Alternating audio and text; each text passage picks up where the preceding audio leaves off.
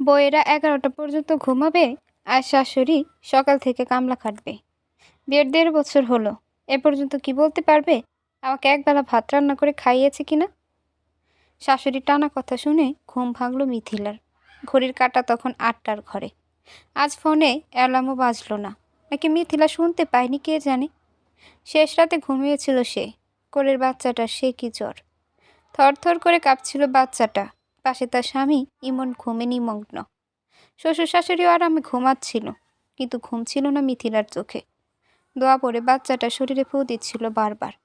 ঔষধ খাইয়ে জলপট্টি দিয়ে শেষ রাতে জ্বর কমল বাচ্চাটার। বাচ্চাকে বুকে নিয়ে তখন মাথা রেখেছিল বালিশে। কখন যে রাত ফুরিয়ে সকাল হলো বুঝতে পারল না। এদিকে শাহানা বেগমের কথা শোনানো তখনও শেষ হয়নি। মিথিলার ঘরের দরজা খুলছে না বলে জোরে জোরে দরজা ধাক্কাতে লাগলো সে। মিথিলা বাচ্চাকে ভালোভাবে শুইয়ে দিয়ে দরজা খুলল। অপরাধীদের মতো দাঁড়িয়ে বলল, বাবুর জ্বর আসছিল আম্মা, তাই দেরি হয়ে গেল। শাহানা বেগম তৎক্ষণাৎ ঘরে ঢুকলেন। মিথিলার ছেলের মাথায় হাত দিয়ে সত্যতা প্রমাণ করলেন। ছেলের গা ভেজা, ঘেমে জুবুথুবু সারা শরীর। মিথিলার শাশুড়ি ঘরে থেকে নিজ শব্দে বের হলেন। ঘরে তার ছেলেও আছে, সে ঘুমে নিমগ্ন। শুনে নিলেও সমস্যা আছে, মাকে খারাপ ভাববে। বাংলাদেশের 80% শাশুড়িরা হয়তো এমনই হয়। ছেলের সামনে ছেলের স্ত্রীদের মা ডাকবে, কিন্তু আড়ালে অত্যাচার করবে। আমি শতাংশ শাশুড়ির কথা বলা শেষ হলে 20% শাশুড়ির কথা বলাও হোক। এই শাশুড়িরা ছেলের স্ত্রীদের মেয়ে মনে করে, নিজের সর্বত্র বিলিয়ে দেয় মেয়ের জন্য। মেয়ের দুঃখে ব্যথিত হয়, মেয়ের সুখে খুশি হয়। এই মেয়েদের ভাগ্যকে রাজকপাল বলা যায়। মিথিলার দুর্ভাগ্য সেই 80% শাশুড়ির মধ্যে সে পড়ল। শাহানা বেগম রাগে কটমট করে তাকালো তার দিকে, মুখ বাঁকিয়ে বলল, কেমনে মুখের উপর মিথ্যা বলে দিলে বউ? গেদা শরীর দেখে ঠান্ডা হয়ে রয়েছে। মিথিলা নতমুখী হয়ে উত্তর দিল, বাবুর জ্বর ছিল মা, আমি সত্যি। পূর্বের তুলনায় শাহানা বেগম আরও রেগে গেলেন। মিথিলার সামনে থেকে সরে গিয়ে রান্নাঘরে ঢুকলেন। সেখান থেকে যা তা বলতে শুরু করলেন। জমিদারের ঝি আনছি, সকাল 10টা পর্যন্ত ঘুমাইয়া মিথ্যা কথা বলে। শান্তার মা কত ভালো কপাল, ছেলের বউ বলার আগেই সব সামনে হাজির করে, সংসারে সব কাজ করে। আর আমার ছেলের বউ পায়ের ওপর পা তুলে বসে থাকে আর আমাকে বান্দির মতো খাটায়। শাশুড়ির কথা শোনানো এই প্রথম না। শুনতে শুনতে মিথিলা সহ্য হয়ে গেছে। সে চোখের পানি মুছে আকাশের দিকে তাকালো, বিড় করে বলল, আর কি কি করলে শাশুড়ি মন পাবো বলে দাও আল্লাহ। দুপুরের ডাল ভুনা রান্না হয়েছিল। খাওয়ার পর যতটুকু বাকি ছিল ওইটুকু দিয়ে ডাল পুরি বানাতে বসলো মিথিলা। বিকালের নাস্তা সবার জন্য। শাহানা বেগম ঘরে বসে বসে তাসবিহ পড়ছিলেন। এদিকে মিথিলার বাচ্চাটার আবার জ্বর আসছে। বাবুকে ঘরে শুইয়ে নাস্তা বানাচ্ছিল সে। তার শাশুড়ির কানে বাচ্চার কান্নার আওয়াজ পৌঁছায় না। মিথিলা তাড়াতাড়ি নাস্তা বানাচ্ছিল, ঠিক তখনই অঘটন ঘটল। ডুবো তেলে পুরি দেওয়ার সময় অসাবধানতায় হাতের তেল ছিটকে এলো। মিথিলা চোখ বন্ধ করে নিল। না, সে গগনচুম্বী চিৎকার করেনি। শাশুড়ি কর্ণধারে আওয়াজটাও যেন না পৌঁছাতে পারে সেই প্রচেষ্টায় ব্যস্ত হলো। হাত জ্বলছে অনবরত। পানির টেপের নিচে কিছুক্ষণ ধরে রাখলো, জ্বালা কমছেই না। টুথপেস্ট লেপটে দিল। এবার কিছুটা আরাম বোধ করলো মিথিলা। সবগুলো পুরি বানিয়ে ঘরে আসলো সে। মুঠোফোন বের করে ইমনকে ফোন করলো। ইমন তখন বন্ধুদের সাথে আড্ডায় মত্ত। স্ত্রীর ফোন পেয়ে খানিকটা বিরক্ত হলো সে। বিরক্ত হওয়ার কারণ আছে। মেয়ে মানুষের বিকাল হলেই এটা সেটা খেতে ইচ্ছে করে। সে ভাবছে মিথিলারও হয়তো ইচ্ছে করছে। এমন বেকার ইন্টার পাস করার পর পড়াশোনা করেনি, ছেলে খারাপ হয়ে যাবে ভেবে বাবা মা বিয়ে করিয়ে দেয়। কিন্তু মিথিলা ছিল ইমনের বিপরীত। পড়াশোনায় খুব ভালো ছিল। ইন্টার প্রথম বর্ষের পরীক্ষার পর বাবা মা ইমনের সাথে বিয়ে দিয়ে দেয়। ইমনের বাজে কোনো স্বভাব নেই, এই দিকটাতেই সে মিথিলার বাবা মার মনে জায়গা করে নেয়। শুরুতে সব কিছু ঠিক ছিল। সমস্যা দেখা দেয় মিথিলার ছেলে হওয়ার পর। ছেলের সিজারের সময় মিথিলার বাবা মা অর্থনৈতিক সমস্যায় পড়ে। মেয়ের চিকিৎসা বাবদ মাত্র 10,000 টাকা খরচ করতে পারে। বিষয়টা শাহানা বেগমের চোখে লাগে। ছেলেকে ফুসলিয়ে মিথিলার বিরুদ্ধে নিয়ে আসে। মিথিলার স্বামী যে তার কষ্টে কাঁদত, সেই স্বামী পর হয়ে গেল। মিথিলাকে আরও পড়তেও দিল না, যদি মিথিলা তার থেকে উপরে উঠে পড়ে এই ভয়ে। ইমন কল রিসিভ করলো। মিথিলা ব্যথাতুর গলায় বলল, একটা বার্ন ক্রিম আনতে পারবেন? কার কি পড়ল? আমার হাত পড়ে গেছে অনেকখানি। কিভাবে হাত পড়ল? তার A to Z সব বলল মিথিলা। ইমন তখন মিনমিন সুরে বলল, আমার কাছে তো টাকা নেই। মিথিলা লম্বা নিঃশ্বাস ত্যাগ করলো, বিনা শব্দ করে কল কেটে দিল। মাগরিবের আজান দেবে একটু পর। মিথিলার শ্বশুর মসজিদে যাবেন, বাসায় ওযু করতে এসেছেন। মিথিলা শাশুড়ির কাছে গেল। তিনি তখনও তাসবিহ পড়ছিলেন। মিথিলা ভয়ে জড়সড় হয়ে কিছুক্ষণ দাঁড়িয়ে রইল। শাহানা বেগম মিথিলাকে দেখে বলল, এভাবে দাঁড়িয়ে আছো কেন? মিথিলা ইতস্তত বোধ করে বলল, নামাজ পড়ে আসার সময় আব্বাকে একটা বার্ন ক্রিম আনতে বলবেন। আবার কি পড়ছো? মিথিলা হাত সামনে বাড়িয়ে দেখিয়ে বলল, হাত পড়ে ফেলেছি। শাহানা বেগম কিছু বললেন না, শুধু কপাল কুঁচকে রাখলেন। এটা তার স্বভাব। মিথিলাইতে অভ্যস্ত। সে নিঃশব্দে ঘরে চলে আসলো, নামাজ পড়ল, বাবুকে দুধ বানিয়ে খাওয়ালো। এর মধ্যে মিথিলার শ্বশুর মসজিদ থেকে ফিরে আসলেন। ইমন ও মিথিলার হাত পড়ার কথা শুনে বাসায় আসলো। স্বভাবগতভাবে নাস্তা করার জন্য মিথিলা ও ইমন শাশুড়ির ঘরে গেল। মিথিলা ভাবল এই সুযোগে ক্রিম পোড়া স্থানে লাগিয়ে নেবে। নামাজ পড়ার পরও শাহানা বেগম তাসবিহ পড়ছিলেন। মিথিলা বাচ্চাকে কোলে রেখেই শ্বশুর ও স্বামীকে পরিবেশন করল। এক ফাঁকে শ্বশুরকে প্রশ্ন করল, আব্বা ক্রিম আনছেন? মিথিলার শ্বশুর বেশ অবাক হলেন। কিসের ক্রিমের কথা বলছে মেয়েটা? বিস্ময়ের সুরে পাল্টা প্রশ্ন করলেন, কিসের ক্রিমের কথা বলছো? মিথিলা শাশুড়ির দিকে তাকালো। শাহানা বেগম জায়নামাজ ভাঁজ করে রাখার মাঝেই বললেন, তোমার শ্বশুরকে বলতে ভুলে গেছি। মিথিলা প্রত্যুত্তরে কিছু বলল না। ইমনের বিষয়টা খারাপ লাগলো। বেকার ছেলেকে প্রতি মাসে হিসেব করে টাকা দেয় তারা। এই টাকাতে মাসের শেষে টেনে টুনে চলে সে। ঘরের বাজার মিথিলা শ্বশুর করে, ওষুধপাতিও তিনি কেনেন। ইমন ভেবেছিল বার্ন ক্রিমও নিয়ে আসবে। ইমন নীরবতা ভেঙে বলল, কিভাবে এতটুকু পড়লে? ধ্যান কোথায় ছিল তোমার? বইয়ের জন্য ছেলের আহ্লাদ করতে দেখে শাহানা বেগম তেতে উঠলেন। মিথিলা উত্তর দেওয়ার পূর্বেই উনিই বলতে শুরু করলেন, সব ইচ্ছে করে করেছে তোর বউ। কাজ করতে কষ্ট লাগে বুঝছস? আমাকে পাইছে এক বান্দি, সারাদিন কামলার মতো খাটাইব, আর তোর বউ সারাদিন বসে থাকবো। কোনো অজুহাত পাচ্ছিল না তো হাত পুরাইল। শাশুড়ির বক্তব্য শুনে মিথিলার চোখ বেয়ে আপনা আপনি পানি গড়িয়ে পড়তে লাগলো। মানুষ নিকৃষ্ট স্বভাবের হয়, তাই বলে এত নিজ মনোভাব? সে তো ইচ্ছে করে পুরেনি। ইমনও চুপ হয়ে গেল। দেখা গেল আশানুরূপ প্রক্রিয়া না পেয়ে শাহানা বেগম নিজেই ঘর ছেড়ে বের হলো। বেলুন পিড়ি নিয়ে ঠান্ডা পানি দিয়ে আটা গোলাতে শুরু করলো। মিথিলা জানে এই মুহূর্তে শাশুড়িকে না ফেরালে বড়সড় কিছু ঘটিয়ে ফেলবে সে। বাবুকে ইমনের কোলে দিয়ে এগিয়ে আসলো মিথিলা। চোখের পানি মুছে বলল, আম্মা আমি করতে পারবো, এটুকুই তো পড়ছে, একটু জ্বলবে, পরে ঠিক হয়ে যাবে, দেন আমি রুটি বানাই। শাহানা বেগম চিল্লাতে থাকলেন, হয়েছে, আর আদিক্ষেতা দেখাতে হবে না। আমার সব কাজ করতে গেলেই তোমার সব সমস্যা শুরু হয়। মিথিলা শাশুড়ির কথা শুনল না, আগের মতোই জোরে জোরে করতে লাগলো। এবার শাহানা বেগম ক্ষিপ্র হয়ে মিথিলাকে ধাক্কা দিয়ে ফেলে দিল। ফলস্বরূপ পোড়া জায়গায় আবারও ব্যথা পেল। মিথিলার শ্বশুর শান্ত মেজাজের মানুষ, বউকে খুব ভয় পায়। বিবাহিত জীবনের 50 বছর বউয়ের কথা মতো উঠতে বসতে হয়েছে তার। এই বয়সে এসে একই কাজ করেন। পরের মেয়ের উপর হাত তোলা পছন্দ করলেন না তিনি। শাহানা বেগমকে হাত ধরে উঠিয়ে বললেন, নিজে দোষ করেছ, এ মেয়ের গায়ে হাত তুলছ কেন? শাহানা বেগম হাত ছাড়া দিয়ে আটার বয়াম উঠিয়ে নিচে ফেলে দিলেন। রুটির পিঁড়ি দিয়ে নিজের মাথায় আঘাত করে লাগলেন।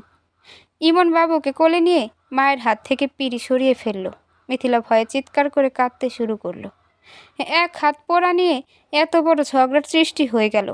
মিথিলার শ্বশুর সহ্য করতে না পেরে হাত তুলতে গিয়েও থেমে গেলেন। তা দেখে শাহানা বেগম বিলাপের সুরে বলতে লাগলেন, এ মেয়ের জন্য আমাকে মারতে আসলেন, আমি এই জীবন আর রাখবো না। পরের মেয়ের জন্য আমাকে কথা শোনালেন, আমি আজই মরে যাব, আজই। বলতে বলতে ঘরে ঢুকে দরজা আটকে দিলেন শাহানা বেগম। এত দ্রুত উনি এমন একটা কাজ করবেন উপস্থিত কেউ ভাবতে পারেনি। মিথিলা দৌড়ে আসলো, দরজায় কিছুক্ষণ কষাঘাত করলো, কিন্তু লাভ হলো না। মিথিলা স্বামী ও শ্বশুরকে কিছু করতে বলল। তারা দৌড়ে গেল বাহিরে, পাড়া প্রতিবেশীকে খবর দিতে। একমাত্র বাচ্চাকে বুকে জড়িয়ে চুপচাপ বসে আছে মিথিলা। পাশের ঘরে শাশুড়ি আহাজারি শব্দ কানে আসছে তার। শাহানা বেগম দরজা আটকে বসেছিলেন। নিজের ক্ষতি করার মতো মানুষ না উনি। মিথিলার মামা শ্বশুর এসেছে বিচার করতে। ভাইয়ের কাছে বিলাপের সুরে স্বামী ও ছেলের নামে নালিশ করেছেন শাহানা বেগম। মিথিলার ভয়ঙ্কর পরিস্থিতি দেখে তার বাবাকে কল করেছিল, জানিয়েছিল তখনকার পরিস্থিতি। এও বলেছিল যে তার শাশুড়ি গলায় ফাঁসি নিতে চাচ্ছে। কি করবে সে? মিথিলার বাবা আসতে চাইছিল, কিন্তু যখন সে দেখতে পেল শাহানা বেগমের ভাই এসেছেন, পুনরায় কল করে আসতে নিষেধ করে দিয়েছিল। ইমন চুপচাপ মায়ের অভিযোগ শুনে যাচ্ছে, তার বাবাও চুপচাপ। এক পর্যায়ে শাহানা বেগম ভাই বলে উঠল, বয়স তো শেষের পথে ভাই সাহেব, সংসারের কাজকর্মের প্রতি না তাকিয়ে জায়নামাজে বসে থাকেন। মিথিলার শ্বশুর কথা বাড়ালো না, এমনিতেও কম কিছু করেনি তার স্ত্রী। এখন কথা হজম না করলে দেখা যাবে শেষ বয়সে এসে না খেয়ে কষ্ট করতে হবে। শাহানা বেগম স্বামীর মৌনতা দেখে আশকারা পেয়ে গেলেন। বিলাপের সুরে বলতে শুরু করলেন, ভাই রে, কাকে পেটে ধরলাম, নিজের সন্তানও আজ আমার কথা শুনে না। বইয়ের একটু হাত পড়ছে বলে আমাকে কথা শোনালো। আমি যে সারাদিন কাজ করি, একবারও তো ফিরেও দেখে না। শাহানা বেগমের ভাই এবার ইমনকে বকতে থাকলো, কি বেড়া হইলা, বইয়ের কষ্ট বুঝো কিন্তু মায়ের কষ্ট বুঝো না। ইমন কিছু বলল না। মিথিলা ভেবেছিল আজ ইমন কিছু হলেও বলবে, কিন্তু তার ধারণা ভুল প্রমাণিত হলো। মিথিলাকে আর ওষুধ এনে দেওয়া হলো না। মিথিলাও দ্বিতীয়বার আওয়াজ করল না। এক রাত্রির জ্বালাপোড়া সহ্য করে পরের দিনে ঠিক হয়ে গেল। পোড়া স্থান নয়, জ্বালাপোড়া ঠিক হয়ে গেল। ফর্সা হাতে ফোসকা পড়ে দাগ হয়ে গেল মিথিলার হাতে। হাতের ঘা শুকিয়ে গেলেও মনের ঘা তাজাই রইল। মিথিলার বাচ্চাটাও আস্তে আস্তে বড় হতে লাগলো। ও হ্যাঁ, মিথিলার ছেলে বাচ্চা, যার নাম এহসান। নামটা মিথিলাই রেখেছে। শ্বশুরবাড়িতে তার প্রতি কারো দয়া না থাকলেও সন্তানের জন্য মিথিলার ওপর দয়া থাকে। মিথিলার জীবনের আরেকটি করুণ ঘটনা বলা হোক। আতুর ঘরে 40 দিন পার হয়নি তখন মিথিলার। এহসান হওয়ার পর শাহানা বেগম মিথিলাকে তেল মশলাবিহীন খাবার রান্না করে খাওয়াতো। বাবু পেটে থাকা অবস্থায় শাহানা বেগম বলেছিলেন, আতুর ঘরে থাকা অবস্থায় মিথিলা কোনো কাজই করতে পারবে না। শাহানা বেগম কাজ করতেই দিবে না, কেননা আতুর ঘরে থাকা সময়টা অপবিত্র সময়। এই অবস্থায় মিথিলা প্লেট পাতিল ধরলে শাহানা বেগম সেই প্লেট পাতিল আর ব্যবহারই করবে না। অগত্যা মিথিলা রান্নাঘরের দিকে পা বাড়ায়নি। মিথিলার মা এহসানের হওয়ার 10 দিন পর্যন্ত এ বাড়িতেই ছিল। সাধারণত মেয়েদের প্রথম সন্তান বাবার বাড়িতে হয়। বাংলাদেশে শতকরা 70% মেয়েদের প্রথম সন্তান বাবার বাড়িতেই হয়ে থাকে। মিথিলার শাশুড়ি তাকে বাবার বাড়ি যেতে দেয়নি। তখন বলেছিল, আমার একটা মাত্র ছেলের সন্তান, আমার বাড়িতেই হবে। মিথিলার বাবা মা জোর করতে পারেনি। এহসানের বয়স তখন 5 দিন।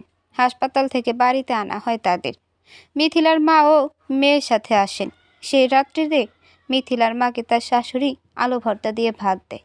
মিথিলার মা সান্নন্ধে খেয়ে নেয়। কি ভাবনায় আসছে না, এটা কোনো ব্যাপার হলো? কোনো ব্যাপার না। আসল ব্যাপারটা পরের দিন চোখে লাগে। মিথিলাও কষ্ট পেল।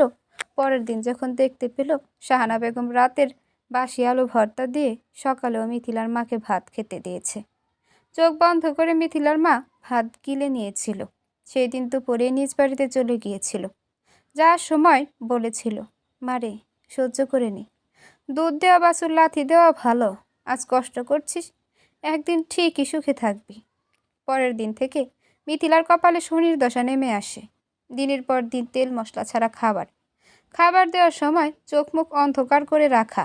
শাশুড়ির এমন আচরণ সহ্য করতে না পেরে আতুর ঘরে থাকা অবস্থায় রান্নার কাজে হাত লাগায়। আশ্চর্যের বিষয় হলো, সে সময় শাহানা বেগমের অপবিত্রের ব্যাপারে কথা উঠায়নি। মিথিলা সেদিন বুঝেছিল সুখ তার কপাল ছেড়ে চলে গেছে। এহসানের বয়স 8 মাসে পড়ল। ছোট্ট বাচ্চাদের ঘুমের নির্দিষ্ট রুটিন থাকে, এহসানেরও আছে। সকাল 6টায় ঘুম থেকে উঠলে ঘুমায় সকাল 9টায়। আজও তাই হলো। মিথিলায় হোসেনকে ঘুম পাড়াচ্ছে। এমন সময় মিথিলার শ্বশুর ছোট মাছ নিয়ে আসলো। মিথিলা ভাবল ছেলেকে ঘুম পাড়িয়ে এসে মাছ কেটে নেবে। ইমনও বাসায় ছিল। সে পাশে শুয়েই মুঠোফোনে গেম খেলছে। মিথিলা টুকটাক গল্প করছে স্বামীর সাথে। শাহানা বেগম বাহিরে ছিল। বাড়ির পাশে এক টুকরো জমিতে ফসল চাষ করেন তিনি। সময়টাও ভালো কাটছিল মিথিলার।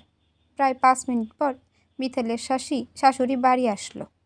বারান্দায় মাছ দেখে রেগে গজগজ করতে করতে দরজা খুলল, যার ফলে ঘুমন্ত বাচ্চাসহ মিথিলাও ভয়ে লাফিয়ে উঠল। শাহানা বেগম দরজা খুলে রাগান্বিত সুরে বলল, তুই আজই আমার বাড়ি থেকে বের হয়ে যাবি। আমি আমার ছেলেকে আরেকটা বিয়ে করাবো। তোর মতো মেয়েকে আমার ছেলের বউ হিসেবে আর রাখবো না। ইমনকে আজও নীরব থাকতে দেখে মিথিলাই প্রথম মুখ খুলল। আপনার ছেলের মতো বেকারকে কোন মেয়ে বিয়ে করবে শুনি? মেয়েরা কেন কোনো মেরুদণ্ডহীন পুরুষকে বিয়ে করতে চাইবে না? শাহানা বেগম হা হুতাশ করে বাড়ি মাথায় তুললেন। কিছু সময়ের মধ্যেই হোসেনকে খাটে শুইয়ে রেখে মিথিলাও বের হয়ে আসলো। পাড়া প্রতিবেশী একত্র হলো। শাহানা বেগম বিলাপ করছেন, আমার ছেলে লাখে এক, চাঁদের গায়ে দাগ দিছে, কিন্তু আমার ছেলের গায়ে কোনো দাগ নেই। এই মাইয়া বলে কি আমার ছেলে বেকার? আরে ওই মেয়ে ভাত কাপড় তোরে কে দেয়, আমার ছেলে নাকি আমরা? মিথিলা শান্ত স্বরে বলল, আপনার ছেলের সাথে বিয়ে বসছি আম্মা, আপনাদের সাথে নয়। একটা সন্তান হয়েছে, এখনও যে মানুষটা কোনো কর্ম করতে পারেনি, তার সাথে আমি সংসার করছি বলে অন্য কেউ হলে এই বেজম্মা আমার ছেলের কিছু করবে না। তুই থাকলে থাক, না থাকলে না। বুঝি তো যে কে তোরে ফুসলাইয়া দিচ্ছে। তোর মা তো সারাদিন ওই ফোনের ভিতর ঢুইক্কা মায়ের থেকে কুমন্ত্রণা নেয়। আমি কি বুঝি না? মিথিলার পায়ের তলা থেকে মাটি সরে গেল। শেষ কবে মিথিলার ফোনে টাকা ঢুকানো হয়েছে মনে নেই তার। সপ্তাহে একবারও যদি তার মায়ের সাথে কথা হয়, মিথিলা সেই বাহানা বলে কল কেটে দেয়, কেননা সে তার শাশুড়িকে চেনে। মিথিলা মায়ের সাথে কথা বলার সময় প্রায়ই জানালার পাশে দাঁড়িয়ে থাকে। পাড়া প্রতিবেশীরা এক একজন জিজ্ঞেস করছে, ব্যাপারখানা কি? শাহানা বেগম প্রতি উত্তরে বলল, মাছ রাইখা জমিদারের ঝি দরজা আটকে বসে আছে। আমি সারাদিন কাজ করতে করতে শেষ। মাগির ঝি সারাদিন দরজা আটকিয়ে কখন জামাইয়ের সাথে শুইব তাই ভাবে। পাড়া প্রতিবেশীরা ছি করছে। কয়েকজন ঘৃণার চোখে তাকিয়ে আছে। ইমন ঘর থেকে বেরোলো। শাহানা বেগমের উদ্দেশ্যে বলল, বাবুকে ঘুম পাড়িয়ে এই মিথি মাছ কাটতো। তুমি সবসময় নিজে যা বুঝো তাই সঠিক মনে করো। শাহানা বেগম তেতে উঠলেন। তার হাতে সবজি কাটার কাজই ছিল, সেটা নিয়েই তেড়ে আসেন। ও গোলামের পুত, বউয়ের দোষ কত আর ঢাকবি? মা তো তোর কেউ না। তোর বউ যে তোর নামে কত কথা শুনাইল, তা শুনেও আমার দোষ দিচ্ছিস? ইমনের গলার স্বর পরিবর্তন হলো। সে কাট গলায় বলল, মিথিলা ভুল বলেনি আম্মা। বিয়ের পরই বলেছিলাম ব্যবসার জন্য টাকা দিতে, আব্বা দিল না। তুমি বললো শ্বশুরবাড়ি থেকে টাকা এনে ব্যবসা কর। আমি টাকা কিভাবে আনি? শাহানা বেগম ছেলের কথা সহ্য করতে পারলেন না, তুমুল ঝগড়া বাঁধিয়ে দিলেন। মিথিলার আজকের ঘটনা সহ্য হলো না। সে আজও বাবাকে কল করলো। তার বাবা খুব বুঝে শুনে সিদ্ধান্ত নেওয়ার মানুষ। মেয়ের সংসার ভাঙতে নারাজ। উনি মিথিলার উকিল মাকে পাঠালেন এই বলে, আমি আসলে মেয়েকে নিয়ে চলে আসবো পিয়ান। ব্যাপারটা ভালো দেখাবে না। আপনি বুঝদার মানুষ, মেয়েকে বুঝিয়েই আসেন। আর আমার বেয়ানকে বলবেন আমার মেয়েকে যেন একটু বুঝিয়ে কথা বলে, রাগ করে কথা যেন না বলে। মিথিলার উকিল মা আসলেন। উনি সম্পর্কে মিথিলার চাচি শাশুড়িও। মিথিলা তখন কাঁদছিল। শাহানা বেগম তখন বিলাপ করছেন।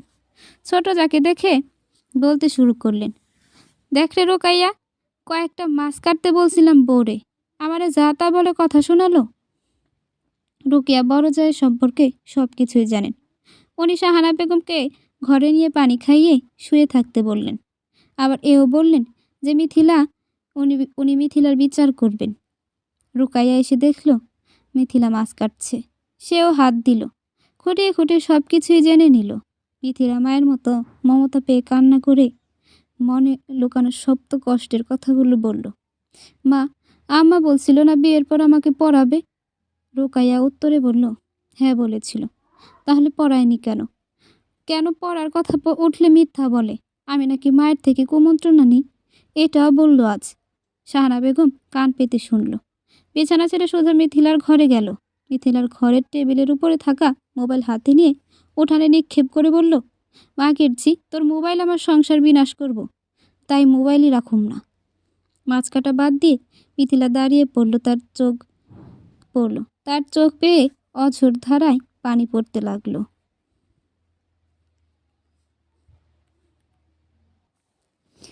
বিয়ের 1 বছর হয়ে গেল, কিন্তু বাচ্চা হইল না। এই মায়ের কোনো দোষ আছে নাকি? খবর নিস আপা? মেয়েদের মানসিকের সমস্যাটা সকলেরই ভিন্ন চোখে দেখে। মিথিলাও এই সমস্যা ছিল। মিথিলার বিয়ের 1 বছরের মাথায় এই কথা শুনতে হয়েছিল তার খালা শাশুড়ির কাছ থেকে। সেদিন এত কষ্ট পেয়েছিল, ইচ্ছা করছিল মুখের উপর কয়েকটা কথা বলে দিতে। মিথিলা সেদিন ভদ্রতার খাতিরে চুপ করেছিল। সেদিন শাহানা বেগমও তাল মিলিয়েছেন বোনের সাথে। কুলসুমের ছেলের বউরে কোনো ডাক্তারের কাছে নিছিলি রে? আমাদের বউকে নিয়ে যাব, সমস্যা পাইলে আগে থেকে সাবধান হয়ে যাব। আমার একটা মাত্র ছেলে, বংশের মানুষ লাগবো না? নাতি নাতির মুখ দেখাতে না পারলে এমন বউরে দিয়ে কী করবো? মিথিলা সেদিন অপমানিত বোধ করলো। পরের সপ্তাহে সত্যি সত্যি তাকে নিয়ে ভালো গাইনি বিশেষজ্ঞের কাছে নিয়ে গেল শাহানা বেগম। মনের খচখচানিটা দূর করাতে সারাটা সময় মিথিলার পাশে লেপ্টে থাকলো। প্রায় 7-8টা টেস্ট করানোর সময় মিথিলার মনে ভয় হচ্ছিল, ভাবনায় নানান চিন্তা আসছিল। আল্ট্রাসোনোগ্রাফি করানোর সময়টা মিথিলা একাই ছিল। সে ডাক্তারকে অনুনয় করে বলছিল যেন রিপোর্টের কথাটা তাকে আগে জানানো হয়। আল্ট্রাসোনোগ্রাফির রিপোর্ট আসলো আধ ঘন্টা পরে। মিথিলা সহ শাহানা বেগম ভেতরে গেলেন। মিথিলার শুকনো মুখখানা দেখে তখন ডাক্তার কিছু পেরেছে কি না সে জানে না। রিপোর্টে এসেছিল মিথিলার ডিম্বাণুতে সামান্য দাগ পড়েছে। শাহানা বেগম শোনার পর নাক মুখ কুঁচকে নিয়েছিলেন। ডাক্তার তখন মিথিলার দিকে তাকিয়েছিল। তার শুকনো মুখ দেখে হেসে শাহানা বেগমের উদ্দেশ্যে বলেছিল, খালা কি হয়? শাহানা বেগম বিরস মুখে উত্তর দিয়েছিল, ছেলের বউয়ের তেমন সমস্যা নেই তো খালা, শুধু ডিম্বাণুতে হালকা দাগ পড়েছে। এটা কোনো সমস্যাই না, 1 মাস ওষুধ খেলেই ঠিক হয়ে যাবে। শাহানা বেগমের যেন ডাক্তারের কথা বিশ্বাস হলো না। প্রতি উত্তরে বলল, বাচ্চা হইব তো? ডাক্তার বউ হাসছিল, পরের মাসে সুখবর নিয়ে আসবেন খালা। তেতো মুখ করে শাহানা বেগম বাড়ি ফিরছিলেন। সে যাত্রায় মিথিলা বেঁচে গিয়েছিল, কেননা তার শারীরিক কোনো সমস্যা ছিল না। পরের মাসেই ইহসানকে সে তার গর্ভে ধারণ করে। তখন যদি সে গর্ভবতী না হতো, শাহানা বেগম সত্যি সত্যি ইমনের কাছ থেকে তাকে তালাক করিয়ে নিত। মিথিলার 4 ভাই বোন। 3 বোন 1 ভাইয়ের মধ্যে মিথিলা বড়।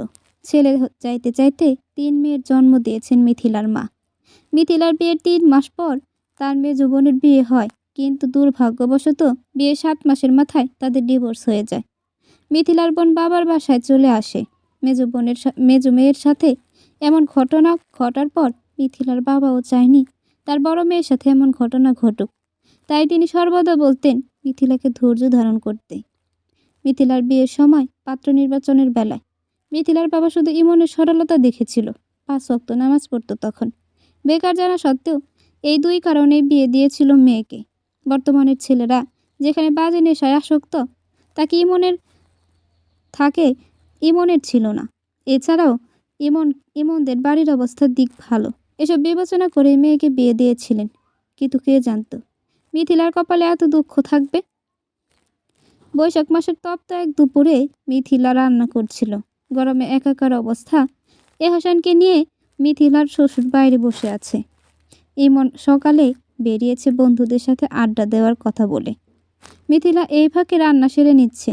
শাহানা বেগম আজ কবুতর রান্না করার জন্য বলেছেন। তরকারি কষিয়ে ঝোল দিয়ে ঘরে গেল মিথিলা। গরমে জুবুথুবু হয়ে বসল সে। মাথার উপরের পাখা চলছে। একটু পরপরই তরকারি দেখে আসছে সে সময়ের হিসাব করে। শাহানা বেগম ফোনে কার সাথে যেন কথা বলছিল। জানালা দিয়ে তখন দেখল মিথিলা বসে আছে। সে ফোন কেটে দিল। শাশুড়ি আসার আভাস পেয়ে মিথিলা উঠে দাঁড়ালো। দেখা গেল মিথিলা পৌঁছানোর আগেই শাহানা বেগম চুলার পাড়ে চলে এসেছেন। হাঁটার পথে মিথিলাকে প্রতিবারের মতো কথা শোনাতে ভুললেন না। একটু কি রান্না করে? ঘরে যাওয়ার লাগা পাগল হইয়া যায়। আমরা লাকড়ি দিয়ে রান্না করছি, চুলার পার থেকে সরিই নাই।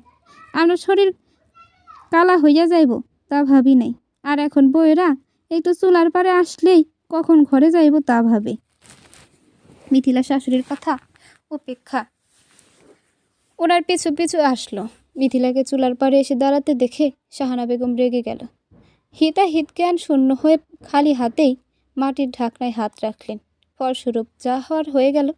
গরম ঢাকটা ধরতে না পেরে নিচে পড়ে গেল। শাহানা বেগম দোষ দিলেন মিথিলার উপর। মিথিলা শাশুড়িকে ধরে পেছনে নিয়ে আসতে চাইছিল, কিন্তু কিভাবে যেন তরকারি শাহানা বেগমের হাতের উপর পড়ে গেল। মিথিলা শুধু চিৎকার করে বলল, আম্মা এটা কি করলেন? শাহানা বেগম তখন মিথিলার হাত ছেড়ে নিচে বসে পড়ল।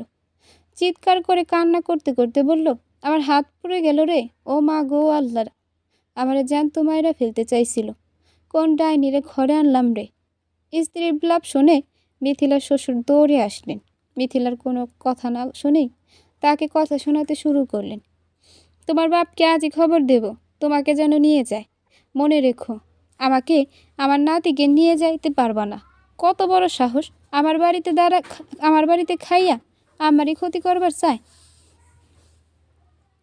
মিথিলা বারবার বলছে সে ইচ্ছে করে কিছু করেনি, কিন্তু তার কথা কেউ কানে নিল না। শাহানা বেগম তখনও বিলাপের সুরে কাঁদছে। এহসানকে মিথিলার কোলে দিয়ে শ্বশুর চলে গেল বার্ন ক্রিম আনতে। মিথিলা তা দেখে তাচ্ছিল্য হাসল। সব কিছু পরিষ্কার করতে করতে বেলা গড়িয়ে গেল। শাহানা বেগম দুপুরের খাবার খেলেন না, উল্টো মিথিলার বাবাকে ফোন করলেন জলদি আসার জন্য।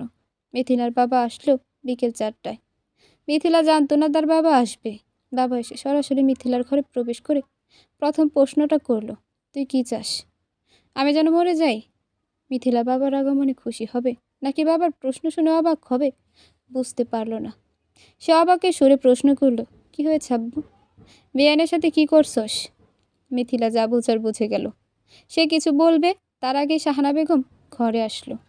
মিথিলার বাবাকে উদ্দেশ্য করে বলল, বিয়ান আসছেন, বিয়াই আসছেন, আসেন আসেন, আপনার মেয়ে কি করছে দেখে যান। মিথিলার বাবা একবার মেয়ের দিকে তাকিয়ে চলে গেলেন। মিথিলার চোখের পানি মুছে শাশুড়ির ঘরের দ্বারের সামনে দাঁড়ালো। মিথিলা শুনতে পেল শাহানা বেগম বলছে, দেখেন বিয়াই, আমার হাতটা দেখেন, আপনার মেয়ে ইচ্ছে করে আমার হাতে তরকারি ফেলে দিছে, আমার শখের মাটির ঢাকনাও ভেঙে ফেলছে। মিথিলার বাবা সান্ত্বনা সুরে বললেন, আমি মিথিলার বিচার করতেই আসছি, আপনি কান্না করবেন না বিয়ান। শাহানা বেগম কান্না থামালেন না। মিথিলার বাবা মেয়ের গালে 2টা থাপ্পড় বসিয়ে বললেন, কেন বেআইনের গাত পুরালি? গালে হাত রেখে মিথিলা উত্তর দিল, মা খালি হাতে ঢাকনা ধরেছিল, গরম সহ্য করতে না পেরে ফেলে দিয়েছে। আমি তো মাকে বাঁচাতে গিয়েছিলাম, কিন্তু কিভাবে হয়ে গেল। মিথিলার বাবা মেয়ের হাত ধরে শাহানা বেগমের সামনে নিয়ে দাঁড় করিয়ে বললেন, পায়ে ধরে মাপ চা। মিথিলা বলল, আমি মায়ের হাত পুড়িনি। মাপ চা মিথিলা, নয়তো তোর মাকে আমি আজই তালাক দেব। মিথিলা মাকে খুব ভালোবাসে, আর সে এটাও জানে তার বাবা সজ্ঞানে হোক অথবা রাগের মাথায় হোক, যা বলবে তাই করবে। মিথিলা চোখের পানি ফেলতে ফেলতে শাশুড়ির পায়ে লুটিয়ে পড়ল। শাহানা বেগম বেজায় খুশি হলো। লোক দেখানো কাজ করতে করতে শুরু করলো। এবার মিথিলার বাবার জন্য মিথিলাকে খাবার আনতে বলল। বাবা খায়নি, বরঞ্চ মিথিলাকে বলে গেল যেন পরবর্তীতে তার নামে নালিশ না শুনতে হয়। বাবার কথা রেখে আসছে সে। শ্বশুর বাড়িতে যাই ঘটুক না কেন, বাবার বাড়িতে কখন বলতে চায় না, সয়ে নিচ্ছে সে। মিথিলার জীবন বৃত্তান্ত লেখা শত শত শব্দ লিখেও শেষ হবে না। আমাদের মাঝে এমন হাজার হাজার মিথিলা আছে, যারা পরিস্থিতির চাপে পড়ে মুখ বুঝে সহ্য করে নেয়। আর যারা শাহানা বেগমের মতো ভূমিকা পালন করে, তাদের বিচার পৃথিবীতে একটু হলেও হয়, যেমনটা আগামী পর্বে শাহানা বেগমের সাথে হবে। কিছুদিন পর ইমনের সুবুদ্ধি হলো। স্ত্রী ও সন্তানের ভবিষ্যতের কথা ভাবতে শুরু করলো। ইমন বাবা মায়ের সমর্থন ছাড়াই সামনে আগালো। চাচার বন্ধুর কাছে 6 মাস ফার্মেসির কাজ শিখলো। শেষে কয়েক মাসের ট্রেনিং নিয়ে দোকান দেওয়ার প্রস্তুতি নিল। ওষুধ কিনতে গেলে টাকার প্রয়োজন হবে। ইমন ও মিথিলা চিন্তায় পড়ে গেল, কিভাবে টাকার বন্দোবস্ত করবে। শাহানা বেগম ছেলেকে খুব ভালোবাসেন। ওনার বিয়ে 2 যুগ পরে ছেলের জন্ম। পরবর্তীতে তাদের আর কোনো সন্তান হয়নি। এই বয়সে এসেও সংসারের কর্তৃত্ব হারাতে চায় না শাহানা বেগম। তিনি মনে করেন পরের মেয়েকে আশকারা দিলে কর্তৃত্ব ছিনিয়ে নেবে। মিথিলার মনে হয় না শাহানা বেগম জীবিত থাকা অবস্থায় কোনোদিনও তার মাথায় স্নেহময় হাত রাখবে। ফার্মেসির ওষুধের জন্য টাকার প্রয়োজন। ইমনের কাছে তখন জমানো কিছু টাকা ছিল। সে ভেবেছিল সেই টাকা দিয়ে অল্প স্বল্প ওষুধ কিনে আনবে। শাহানা বেগম বিষয়টা জেনে কিছু ভাবলেন। একদিন সকালে মিথিলা রুটি বানাতে বসলো। শাহানা বেগম পানের বাটা নিয়ে পাশে এসে বসলেন। ইনিয়ে বিনিয়ে বলতে শুরু করলেন, জামাইয়ের অসময়ে বউদেরই পাশে থাকতে হয়। তোমার বাড়ি থেকে না না পারো, নানা বাড়ি থেকে কিছু টাকা নিয়ে আসো। মিথিলা অপ্রস্তুত হলো। সে ভাবতে পারেনি তার শাশুড়ি এইভাবে টাকা আনতে বলবে। মিথিলা দেখল তার সামনে তার কোনো পথ নেই। সে ভাবতে পারেনি তার শাশুড়ি এভাবে টাকা আনতে বলবে। মিথিলা দেখল তার সামনে আর কোনো পথ নেই। কয়েকদিন পর ইমনকে সাথে নিয়ে শাহানা বেগম ঠিকই মিথিলার নানার বাড়ি গেল। সেখানে থেকে 1020 মতো টাকা ধার করে আনলো। জমি বিক্রি করেছেন। সেখানে ইমন একমাত্র ছেলেরও অধিকার আছে। কিন্তু মিথিলার শ্বশুর শাশুড়ি সেই টাকা দিল না। মিথিলা ইমনকে বলেছিল জমি বিক্রির টাকা থেকে কিছু নিয়ে ওষুধ কেনা যায় না। ইমন প্রত্যুত্তরে বলেছিল তারা জীবিত থাকা অবস্থায় আমাকে তাদের টাকায় ব্যবসা করতে দিবে না। মিথিলার মাঝে মাঝে মনে হয় ইমন তার বাবা মায়ের নিজের সন্তান নয়। অনেকের কাছে শুনেছে ইমন নাকি তাদের পালিত সন্তান। বিষয়টা সত্যতা নিশ্চিত করতে সে একদিন শাশুড়িকে জিজ্ঞেস করেছিল। শাহানা বেগম সেদিন অনেক কটু কথা শুনিয়ে দিয়েছিল। ফার্মেসিতে ক্রয় বিক্রয় ভালোই চলছিল। উদ্বোধনের দিন মিথিলার বাবা এসেছিলেন। মেয়ের জামায় সুবুদ্ধি দেখে ঘণ্টাখানেক প্রশংসাও করেছিল। বলে না সুখ সবার দ্বারে আসে না। মিথিলার কপালে সুখ ধরা দিয়েও ধরা দিল না। প্রায় 1 সপ্তাহ পরের কথা। একদিন সন্ধ্যায় মিথিলার শ্বশুর জরুরি কাজে ডাকেন ইমন ও মিথিলাকে। ইমন দোকান বন্ধ করে 8টায় বাড়ি ফিরে আসলো। দুজন মিলে শ্বশুরের সামনে গেলে উনি বলতে শুরু করলো, খালপাড়ের জমি এমনিতেই পড়ে আছে, সেখানে বাড়ি করবো। ইমন তোর দোকান করা লাগবে না। আমি বুড়া মানুষ, দৌড়াদৌড়ি করতে পারি। সব বাদ দিয়ে বাড়ির পিছনে দৌড়া। আশ্চর্যজনক ব্যাপার হলো ইমন রাজি হয়ে গেল। পরের দিন মিথিলার বাবার কাছে দোকান ছেড়ে দেওয়ার কথা চলে গেল। উনি বাড়িতে আসলেন না। রাতে ইমনকে ডেকে আনলেন। ইমনের সাথে কথা বললেন, বাবা দোকান ছেড়ো না, তুমি বাড়ির একমাত্র ছেলে, বাড়ির কাজ করতেই হবে। তুমি কাজ করো, সন্ধ্যায় না হয় দোকানে বসবে। ইমন শ্বশুরকে হ্যাঁ না কিছু বলেনি, কিন্তু বাসায় ফিরে মিথিলার উপর রাগ খাটালো। শ্বশুর শাশুড়ির সামনে মিথিলাকে ডেকে বলতে শুরু করলো, তোমার বাবাকে, যার কথা আমার শুনতে হবে। আমি দোকান করব কি করব না তাকে কোনো জবাবদিহি করতে হবে। ও তোমার বাবা চায় যেন আমি সারাদিন রাত খেটে মরি। কত বড় সাহস! আমার বাবা মা যেখানে আমাকে কিছু বলে না, সে কোন জায়গার মাতব্বর আমাকে উপদেশ দেয়। মিথিলা বলল, আমার বাবা তোমারও বাবা, উনি তোমাকে খারাপ উপদেশ দেয়নি। বউ বাচ্চা আছে, তাদের কথা চিন্তা করতে বলেছে। মিথিলার কথা কেড়ে নিলেন শাহানা বেগম। উচ্চ আওয়াজে বললেন, বউ বাচ্চা মানে কি? আমরা তোমার পেছনে খরচ করি না? 3 বেলা যে ভাত খাচ্ছ তা কার কামাই খাচ্ছ? আর একবার আমার ছেলের কাজকর্ম নিয়ে বলবা তো বাড়ি থেকে বের করে দেব। শাশুড়ির কথা শেষ হতেই শ্বশুর কথা শোনালো। মিথিলা সেদিন সারা রাত কান্না করেছে, ঘুমায়নি। নতুন বাড়ির কাজ শুরু হয়েছে। ইমন লোকসান করে দোকান ছেড়ে দিল। 3 জনই নতুন বাড়িতে চলে যায়। মিথিলা একা হাতে সংসার বাচ্চা সামলাতে শুরু করলো। সেদিনের পর থেকে ইমনের সাথেও মিথিলার দূরত্ব বেড়ে গেল। প্রয়োজন ছাড়া মিথিলার সাথে কথা বলে না। ইমনও তেমন কথা বলে না। সারাদিন পর বিকালে বাড়িতে আসলেও মিথিলাকে দেখে না। ইচ্ছে হলে বাড়ির বাহিরে চলে যায়। রাত করে আড্ডা দেয় বন্ধুদের সাথে। এভাবে চলছে মিথিলার সময়। কয়েক মাস পরের ঘটনা। ইমনের তখন 5,000 টাকার খুব প্রয়োজন হয়। বাবা মায়ের কাছে না চেয়ে মিথিলার কাছে চাইল। সে টাকা কিভাবে দেবে? শ্বশুর বাড়ি থেকে কোনোদিনও হাত খরচের টাকা পায়নি। এবং ইমন মিথিলার হাত ধরে বলল, বাবার কাছ থেকে এনে দাও না। মিথিলা প্রথমে অমত করল। পর মুহূর্তে ইমন ফুলিয়ে ভালিয়ে রাজি করিয়ে ফেলল। মিথিলা তার মায়ের কাছে টাকা চাইল। আমরা সবসময় যে সাহায্য পাবো তেমন নয়। অর্থ সম্পদ সবসময়ই একই থাকে না।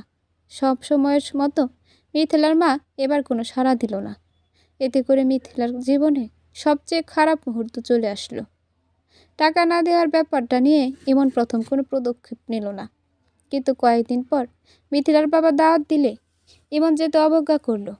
শাহানা বেগম কারণ জিজ্ঞেস করলে বলল, ওই বাড়িতে আমরা কেউ যাব না, ওরা আমাদের লোভী পরিবার বলেছে। ইমনের কথাটা সম্পূর্ণ মিথ্যা ছিল। ইমন কোনো কথা বলল, কেন মিথ্যা বলল, আজ পর্যন্ত মিথিলা জানে না। ইমন কথায় কথায় টাকার কথাও বলল। শাহানা বেগম শোনার পর মিথিলাকে এমনি এমনি ছেড়ে দিল না। উনি মিথিলাকে সব কাজ করতে নিষেধ করে দিন। রান্না করতে গেলেও কথা শুনিয়ে দেন। রাগে গজগজ করতে করতে বলেন, তোর বাবা মার কি একটু এতটুকু সামর্থ্য নেই? 5,000 টাকাই তো চেয়েছিল, 5 লক্ষ তো নয়। এভাবে আমার ছেলের অপমান করলো। তোর কোনো কাজ করতে হবে না, মা গিচ্ছি। তোর হাতে রান্না খাওয়া মানে বিষ খাওয়া। মিথিলা শাশুড়ির কটু কথা সহ্য করতে পারল না। মিথিলা তার বাবাকে ফোন করে রাগান্বিত স্বরে বলল, 5,000 টাকাই তো চাইছিলাম, যদি দিতে তাহলে আমাকে এত কথা শুনতে হতো না। মিথিলার বাবা অপর পাশ থেকে বললেন, কবে চাইছিলাম মা? আমি তো জানি না। মিথিলা বুঝতে পারল তার মা তার বাবাকে টাকার কথা জানায়নি। মিথিলা আবার বলল, মা তোমাকে বলেনি? মা কেন এমন করলো? মিথিলা কাঁদছে। তার কান্নাতে শক্ত বাবার মন ভেঙে টুকরো টুকরো হয়ে যাচ্ছে। মেয়েদের বাবার বাড়িতে শ্বশুর বাড়ির লোকজন টাকার ব্যাংক ভেবে বসে ভেবে বসে। 2 ঈদে একটি কাপড়ের রং ফ্যাকাশে হলেও কথা শোনায়, বলে নিম্নমানের কাপড়। 1 ঈদে কাপড় না দিলে টানা কথা শুনতে হয়। মিথিলার বাবা ফোন কেটে মিথিলার শ্বশুরকে ফোন করলো। ভদ্রভাবে অনেক কথা বলল শ্বশুরকে। সেদিন মিথিলার শ্বশুর মিথিলাকে যা তা বলে কথা শোনালো। চারদিকের এত চাপ মিথিলা সহ্য হলো না, সেই মনের কাছে গেল। ইমন দুপুরের খাবার খাচ্ছিল। মিথিলা চোখের পানি মুছে ইমনের সামনে এসে বলল, তুমি কি চাও বলো আমাকে। ইমন বিরক্ত হলো, খাওয়ার মাঝে কথা বলার জন্য নাকি মিথিলার প্রশ্ন এড়ানোর জন্য। মিথিলা পুনরায় বলল, 5,000 টাকার জন্য তোমরা আমার সাথে বাজে আচরণ করছো। ইমন স্বাভাবিক গলায় বলল, সহ্য করতে না পারলে মরে যাও। মিথিলার তখন কি হলো জানে না। সেই মনের কথাটাই অনুসরণ করলো। আলমারি থেকে নতুন সুতির কাপড় বের করে ফ্যানের সাথে ঝুলিয়ে দিল। ইমন সব দেখেও দেখল না। মিথিলা তখন ইমনের উদ্দেশ্যে বলল, এছাড়া কোনো পথ আমি খুঁজে পাচ্ছি না।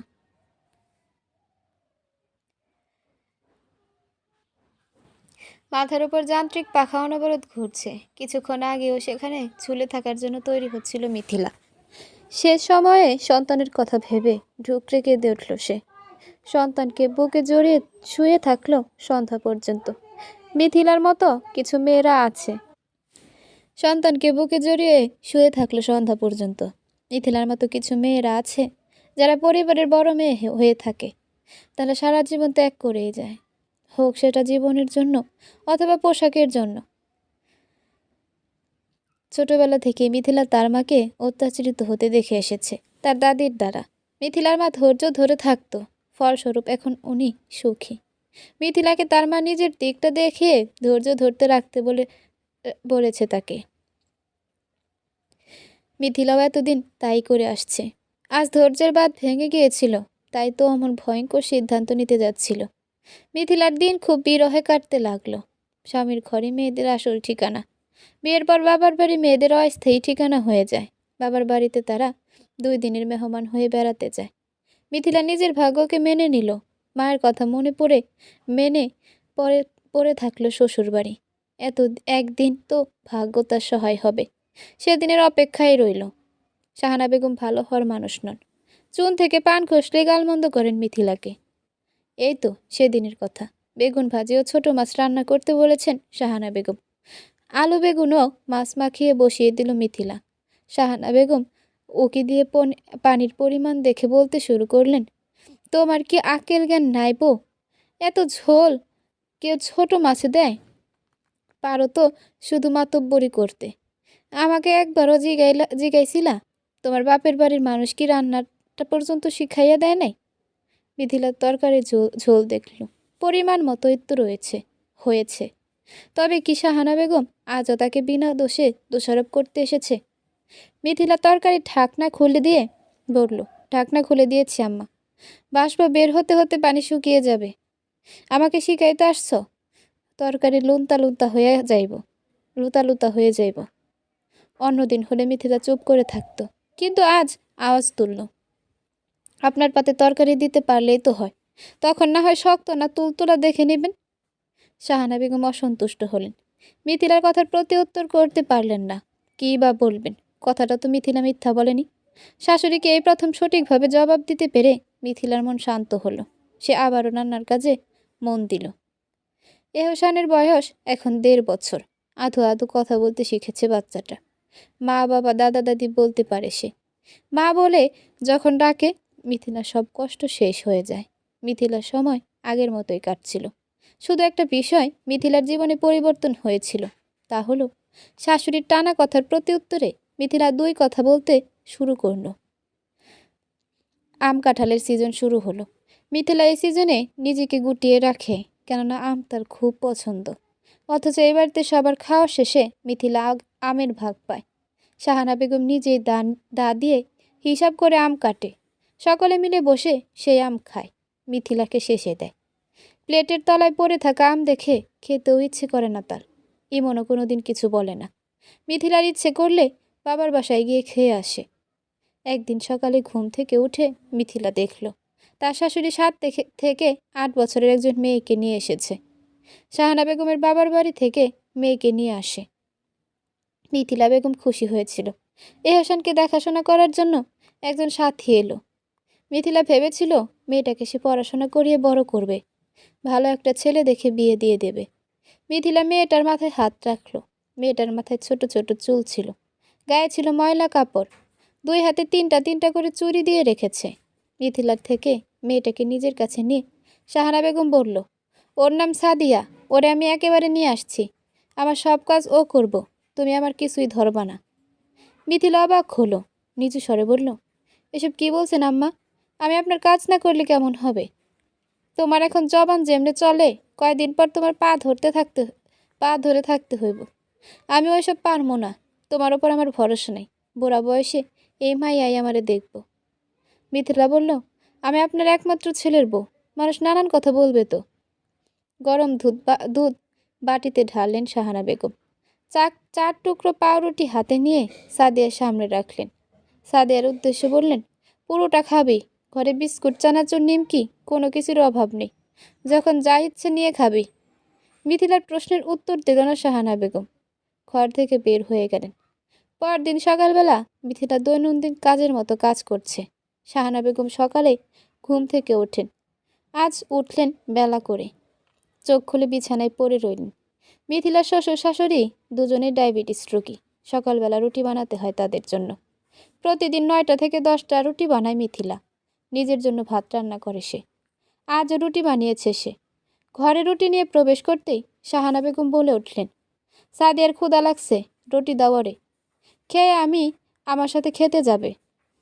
মিথিলা হাসি মুখে ডাল দিয়ে রুটি খেতে দিল। মেয়েটা খাচ্ছে।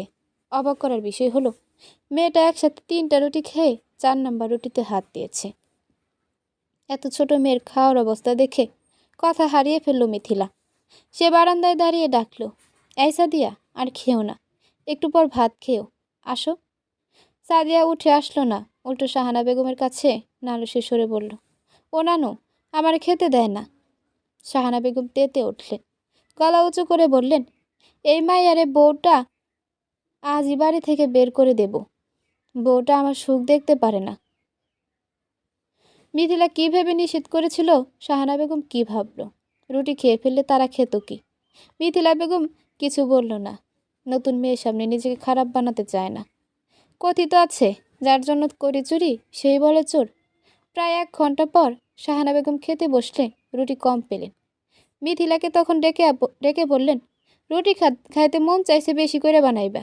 নিজে পেট ভরে খেয়ে 2টা রুটি কেমনে রেখে দিলা? মিথিলা প্রতিবাদের সুরে বলে দিল, সকালে আমি ভাত খাই আম্মা, আপনি ভুলে গেলেন। রুটি তো নতুন মেয়েটা খেলো। ও আল্লাহ গো, তোমার পেটে এত হিংসা!